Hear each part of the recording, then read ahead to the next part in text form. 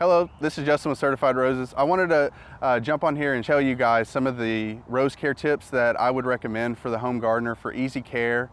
First being fertilization is very important. Once the rose is ready to start producing some foliage, you don't want to fertilize it too quick. You want to get about 3 to 4 inches of growth on it, and then you want to put fertilizer in there and water daily, or actually till you get moisture. You don't want it to go completely dry. You never want the roots to go dry.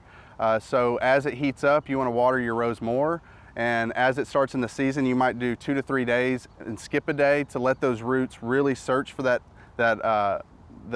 food. For care on insects, I would recommend that you could mix your own concoction at home, which I do, that helps with spider mites, and it also helps with some black spot. You can get some dial soap and put it in a sprayer, and don't put very much, maybe a teaspoon, and put some water on it, and then you'll spray along the foliage, and what it does is, like spider mites, it'll suffocate them. And it's a home remedy where you don't have to use some harsh chemicals, where it does where you won't get bee activity, because you don't want to put something hard on your roses. That you want the beneficial bees and you want the beneficial butterflies to enjoy the garden and not be killed by all the harsh chemicals.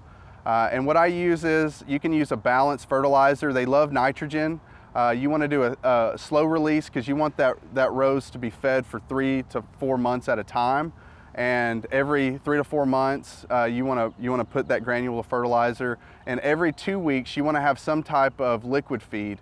And you can have something that's going to be readily available to that rose automatically as soon as you water it, and it'll green up the leaves. And then you'll have that granular fertilizer, which it'll slowly, as you water, will feed your rose and produce these nice, beautiful blooms.